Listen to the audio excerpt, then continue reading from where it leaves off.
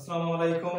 কালাম একাডেমির পক্ষ থেকে সকলকে স্বাগত জানাই। আজকে যে এই ইন্টারমিডিয়েট বিশেষ করে একাদশ এবং দ্বাদশ শ্রেণীর জন্য 3.1 যে সংখ্যা পদ্ধতি আছে এই সংখ্যা পদ্ধতি থেকে নেওয়া হয়েছে। আজকে যে বিষয়টা আমি আপনাদের মাধ্যমে তুলে ধরবো এটা হচ্ছে বাইনারি কিভাবে যোগ করতে হবে, বিশেষ করে প্রত্যেকটা সংখ্যা পদ্ধতি রূপান্তর করার ক্ষেত্রে এবং যখন পরিপূরক একের পরিপূরক দুই পরিপূরক এখন তিনের পরিপূরক করার ক্ষেত্রে প্রত্যেকটা বিষয়কে কাজে লাগে।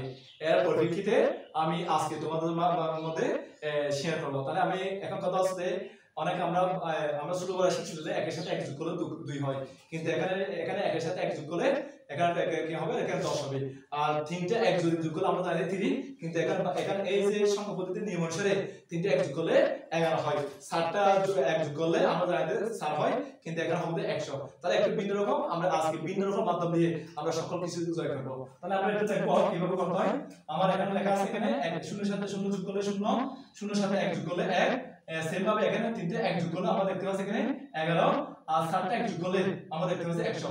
আবার এটাকে আবার একটা বিকল্প পদ্ধতির নিয়ম আছে, সেটা হচ্ছে 10 এর সাথে যদি এক যোগ করলে 11 হয়, 11 এর সাথে এক যোগ করলে তাহলে হয় এখানে 100। তাহলে এটা প্রিয় ছাত্রছাত্রী, আমি তোমাদের ভালোর জন্য প্রত্যেকটা বিষয় জানতে পারো এবং শিখতে পারো সেই বিষয়ে আমি তোমাদের সাথে তুলে ধরলাম। আজকে আমি দেখাবো মূল পয়েন্টার এগুলো নিয়ম অনুসারে কিভাবে একটা স্টুডেন্ট সহজে অঙ্কগুলো করা যায়। তাহলে এখন আমরা দেখি, এখানে লেখা আছে নিচের বাইনারি কি করে যোগফল নিব। তার মানে যোগফল মানে আমাকে যোগের মান বের করতে হবে। তাহলে একটু দেখি আমার লেখা আছে 0 এর সাথে 1 যোগ করলে কত এখানে 0 এর সাথে 1 যোগ করলে আমরা জানি 1, ঠিক আছে, এটা রাইট আছে, ঠিক আছে, কিন্তু 1 এর বেশি কোনো সংখ্যা নেই। তাহলে আমরা এখানে 1 টা কি দেব, এখানে বসাতে হবে। প্রিয় ছাত্রছাত্রীরা, এই যে আমাদের এটা আর এই যে বিকল্প পদ্ধতি নিয়ম অনুসারে আমরা করব। আর আছে এখানে দেখি আমরা 1 এর সাথে 0 যোগ করলে কত এখানে, হ্যাঁ এখানে এই যে দেখো 1 এর সাথে 0 যোগ করলে এখানে 1 হয়, দিছি এখানে কোনো সংখ্যা নেই, তাহলে আমরা এখানে একটা বসাতে হবে। আর কথা আমরা এখানে দেখি 1 এর সাথে 1 যোগ করলে আমরা দেখতে পাচ্ছি এই যে 1 এর সাথে 1 যোগ করলে কত এখানে 10। তাহলে প্রিয় ছাত্রছাত্রীরা, আমরা জানি 10 এর 10 এর সংখ্যাটা বসবে এখানে 1 আছে। আচ্ছা দেখছি আমরা 0 এর সাথে 0 যোগ করলে 0, যেহেতু এটা 0 এখানে যোগ কোনো সংখ্যা নেই, এই যে এখানে যেটা 1 আছে সেই একটা এখানে বসাতে হবে। এরপর আমরা দেখি আবার দেখি 1 এর সাথে 1 যোগ করলে আমরা দেখতে পাচ্ছি এখানে, তাহলে 1 এর সাথে 1 যোগ করলে আমাদের 10 এর কত এখানে 0, হাত আছে 1 কত আছে এখানে 1, এখানে কোনো সংখ্যা নেই, তার মানে এখানে আছে 1 এর সাথে 1 যোগ করলে কত এখানে 10, যেহেতু এখানে আর সংখ্যা নেই পুরোপুরি সবগুলো মান বসাতে হবে। তাহলে এভাবে যদি করো তোমাদের কোনো সমস্যা হবে না। প্রিয় ছাত্রছাত্রী, আমরা একটু আরেকটু দেখি কিভাবে করতে হবে। একটু যেমন আমরা দেখতে পাচ্ছি 1 এর সাথে 1 যোগ করলে কত এখানে 1 মানে 10, এই যে নিয়ম অনুসারে 1 এর সাথে 1 যোগ করলে 10, 10 0, হাত আছে 1, এখানে নিচে কোনো সংখ্যা নেই, তাহলে 1 এর সাথে 1 যোগ করলে কত আমরা জানি যে 1 এর সাথে 1 যোগ করলে আমরা জানি 10, 10 0, হাত আছে 1, এখানে কোনো সংখ্যা নেই, না থাকলে ওই যে এখানে যেটা 1 আছে সেই একটা আমরা এখানে কি এখানে বসাতে দেব। আবার 1 এর সাথে 0 যোগ করলে তাহলে এখানে 1 মানে এখানে কি হয়, এখানে 1 হয়। আবার 1 এর সাথে 1 যোগ করলে 1 এর সাথে 1 যোগ করলে কত এখানে আমরা জানি যে 10, 10 0, 0, হাত আছে 1, তাহলে আমরা জানি 1 1 একটা তাহলে 3 1। আচ্ছা আমরা দেখি 3 1 যোগ করলে 11, অথবা আমরা দেখতে পাচ্ছি যে এই যে দেখো 1 এর সাথে 1 যোগ করলে আমরা জানি সাধারণত 10, এই 10 এর সাথে এখানে 1 আছে, তাহলে কি হবে এখানে 11। তাহলে আমরা এটার মাধ্যমে করতে পারবো অথবা এটার মাধ্যমে করতে পারবো, যে কোনো মাধ্যমে করা যাবে।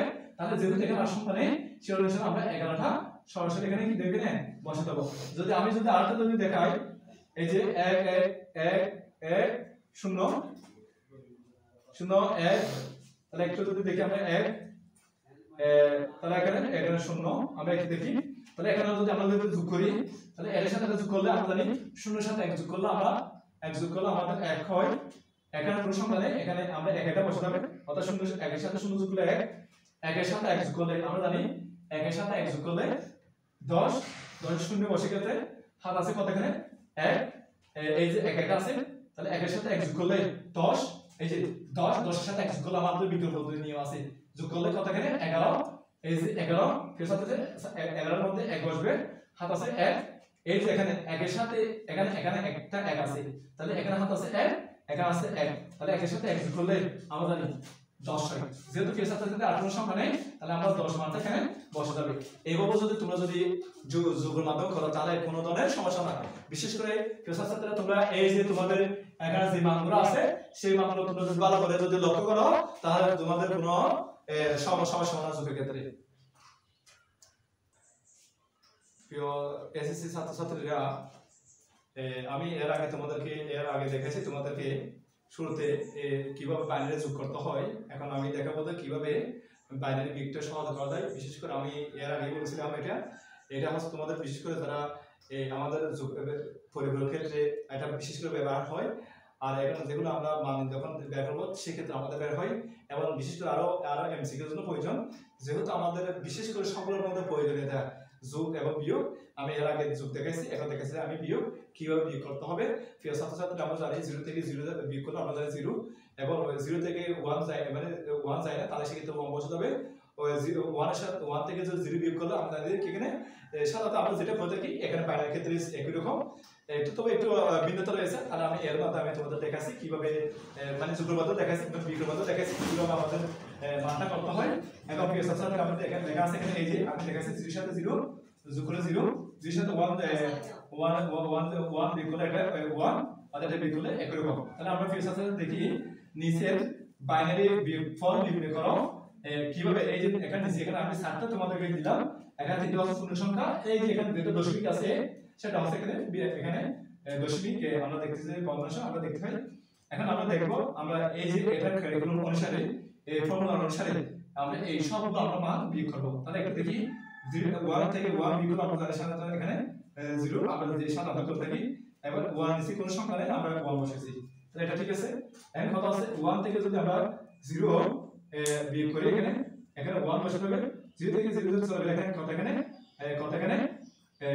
0, তাহলে 1 থেকে 1 বিয়োগ করলে আমরা জানি 0, এখন এর নিচে কোনো সংখ্যা নেই, তাহলে আমরা এখানে 1 বসাইছি। তাহলে এখন আমরা যদি এখানে দেখি 1 থেকে যদি 0 থেকে যদি কি চলে এখানে 1, এই যে 1 থেকে যদি 0 চলে গেলে তাহলে এখানে 1 বসে, আর আমরা দেখি এটা থেকে বিয়োগ করলে এখানে 0, আর এটা থেকে এটা যাবে না। আচ্ছা প্রিয় ছাত্রছাত্রী, আমি তোমাদেরকে দেখাই। এখানে আমি আরেকটা বিষয় তোমাদেরকে লক্ষ্য করি, যদি তোমরা এখান থেকে মানে আমি টেনে দেখেছি 10 থেকে যদি 1 চলে গেলে তখন এর মান হবে 1। তুমি এটা একটু বিকল্প পদ্ধতি হিসেবে নেবে, আমি বিকল্প পদ্ধতি দিচ্ছি এখানে, ঠিক আছে। এখানে বিকল্প হচ্ছে আমার স্ট্র্যাটেজি। যদি 10 থেকে যদি 1 চলে গেলে আমরা সাধারণত এটা মান কত দেব, এখানে 1 দেব। তাহলে এখানে ঠিক আছে, এইভাবে আমরা করব। এই যে আমি এখানে বিকল্প পদ্ধতি দিচ্ছি এটা। আর হচ্ছে তোমাদের আমি দেখাই এখানে এই যে এখানে দশমিক আছে, এটা হচ্ছে ভগ্নাংশ, আর এটা হচ্ছে এদিকে যেটা আছে এটা হচ্ছে পূর্ণ সংখ্যা, ঠিক আছে, পূর্ণ সংখ্যা।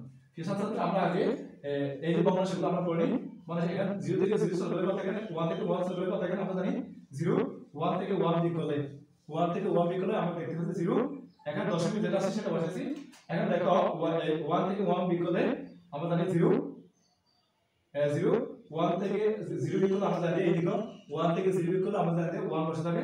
এখন আমি আবার আসছে এখানে এই যে 10 থেকে যদি এই এখানে সংখ্যা নেই, 10 থেকে যদি 1 বিয়োগ করলে আমার একটা ট্রিমিজি আছে এখানে, 10 থেকে 1 বিয়োগ করলে তখন কি হবে এখানে কি হবে, এখানে 1 হবে। তাহলে প্রিয় ছাত্রছাত্রীরা, এই যে তোমাদের যেভাবে স্ট্র্যাটেজি দেখালাম, এটা বিশেষ করে এদের যদি তোমরা করো তাহলে তোমাদের কোনো ভুল ত্রুটি হবে না।